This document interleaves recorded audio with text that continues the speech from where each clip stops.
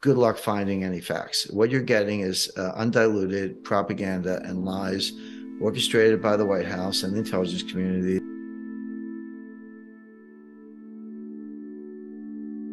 Russia failed to achieve their initial gains. They didn't get Kiev. They didn't decapitate the regime. They're strung out. They're demoralized. Ukraine's on the advance. They took back Kherson, which is on the Dnieper River. They've made major advances in the eastern part of Ukraine and the Donbass.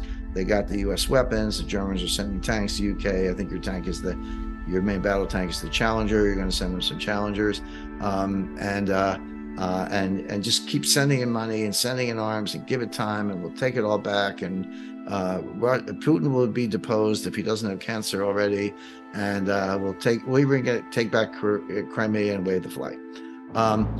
That's what you hear. The breakdown and collapse of the global supply chain, which preceded COVID. A lot of people say, well, COVID came along. Of course, it messed up the supply chain. The supply chain was breaking down before COVID. Now, of course, COVID made it worse, yes.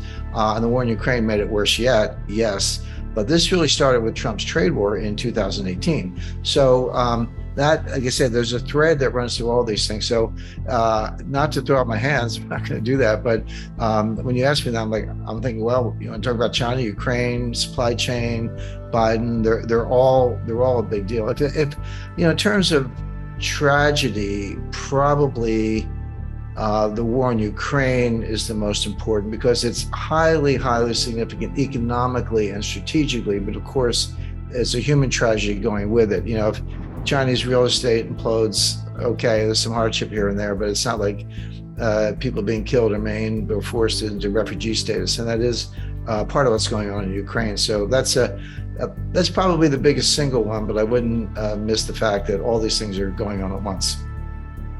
With $100 billion, can you just buy a suit or something other than a t-shirt? So okay, so what's actually going on? Russia's winning the war. They went in with 100,000 troops to conduct something like bigger than a police operation. It was an invasion provoked by the U.S. The U.S. and the U.K. have won at this war since 2008. George Bush gave a speech in 2008. He said Ukraine and Georgia should join NATO. That was the Bucharest Declaration. What happened a couple months later? Putin invaded Georgia, cut the country in half, demolished their military, and they're not joining NATO. Okay, so then come forward to 2014, MI6, the CIA, precipitate one of these color revolutions, Maidan Square revolution.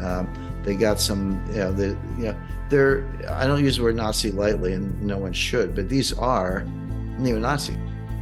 People in the United States complain, the Federal Reserve has printed $4 trillion in the past year. And they have printed $4 trillion in the last year. They're taking the Fed balance sheet from about 3.5 trillion to 7.5 trillion. So yeah, we printed $4 trillion in the past year. Didn't do any good, won't do any good, but we did it. But Chinese money supply is even larger and growing faster. Now, I don't want to get into the weeds on China's internal monetary policy. I could, except to say that they're grossly over-leveraged. The economy is investment-driven, not consumption-driven. They're about 45% investment. The U.S. is about 25% investment. So that gives you some idea of how investment is to the Chinese, which is actually okay if you're investing in productive assets that pay the way. They're not. They're wasting the money. I've been to China many times, been going back and forth there for 35 years. I've been out in the countryside. I don't just stick to the hotel lobby in Beijing. I got mud on my boots visiting these ghost cities.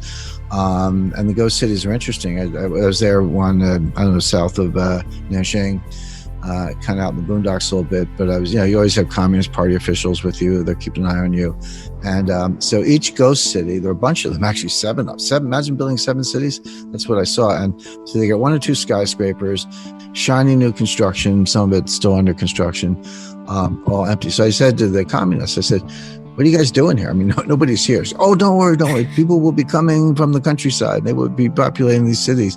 And I said, when? I said, no one's coming. And besides that, you've already drained the countryside. That already happened, 15 years ago. But I said, you cannot mothball a building. China has a long list of its own problems, and I know Australia is very closely linked to China through trade and so forth. The thing with China is this is not their fight.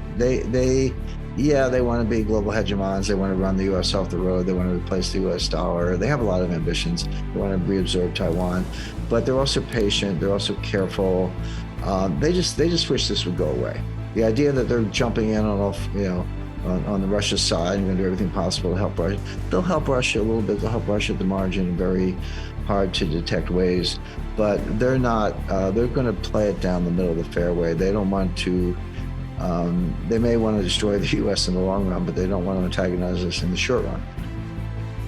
The Russians don't think about the conduct of the war in terms of square miles, like how much land do I have. They think about what resources do we control and what foundation do we have for further gains, and can we make further gains. They think about it much more rationally.